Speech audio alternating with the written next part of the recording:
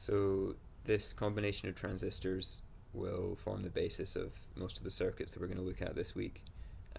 Essentially, the way this functions is that by fixing the gate voltage of one of the transistors, it'll act as a current source because of the fact that once it's in saturation, the source drain current doesn't increase even when the source drain biasing does increase.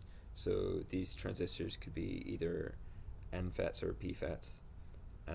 And essentially, once one of them acts as a current source, this expression here will come into play. So this expression still holds for the source drain current in the other transistor, which is not acting as a current source, and that'll be equal to a constant current.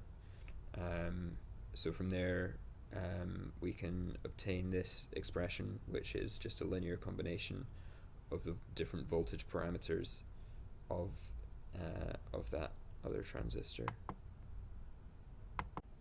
For the source follower circuit, we have a fixed drain voltage, VDD. So as we vary our gate voltage, we change the source voltage by a factor of kappa. So in this expression here, if we take out the drain and we have a constant current, then we know that our source voltage has to change with respect to our gate voltage, which is shown here. The next slide, we show the plots we got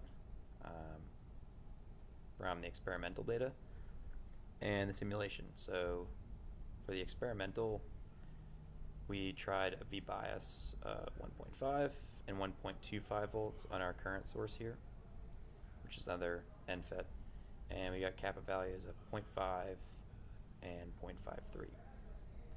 For the simulation, we got kappa values of 0.7, which was the actual kappa that we put in for the NFET transistor.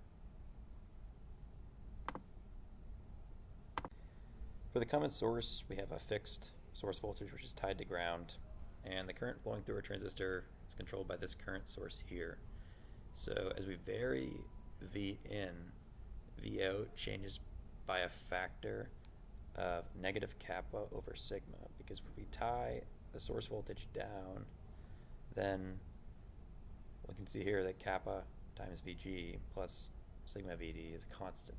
So we get negative kappa over sigma for our gain.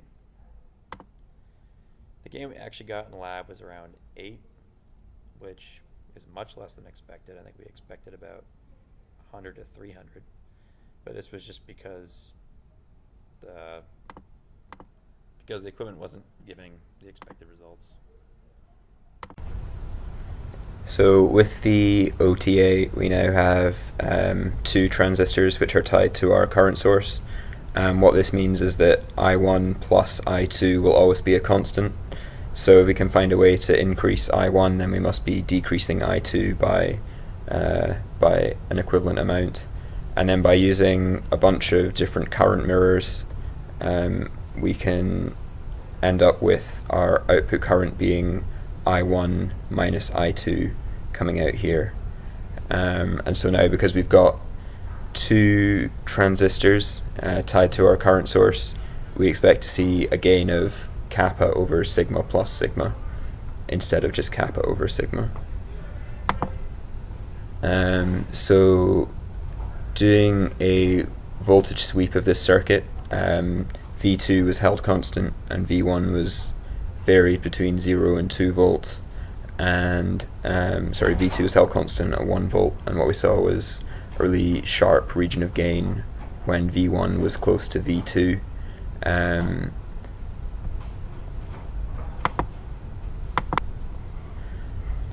So basically the output current is a tanh function of the difference between the 2 voltages, and when that difference between V1 and V2 is small,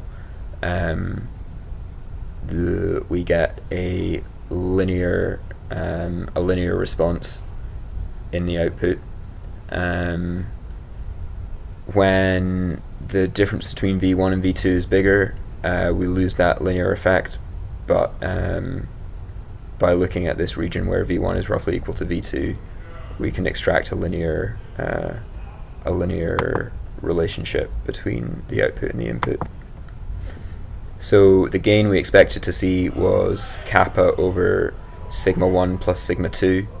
The gain that we got from our data suggested that it was only 63, which was, again, roughly an order of magnitude smaller than expected. This could be because we haven't used the voltage divider here, and so our input voltage steps are too large to give good enough resolution to get the right gain.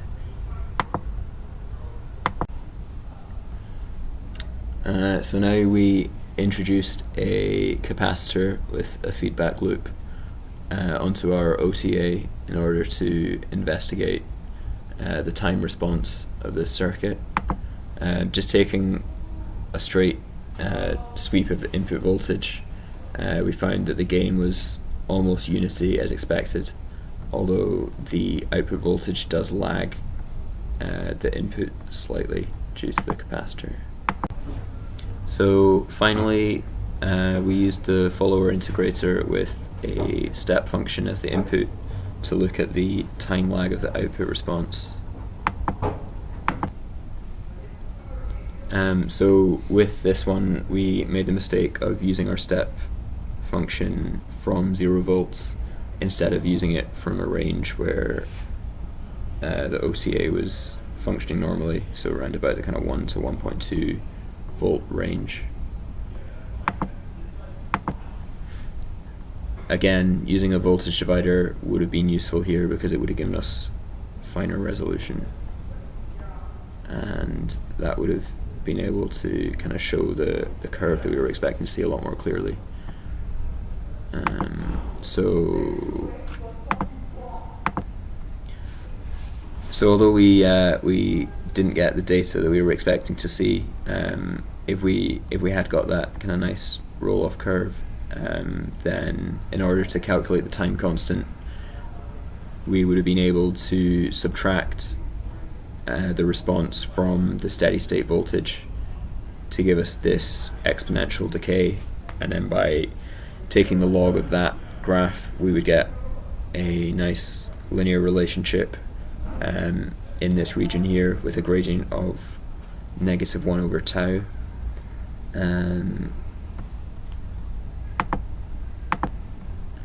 So we only get this linear relationship with the gradient of -1 over tau in the region where our voltage output, where the tanh function became linear.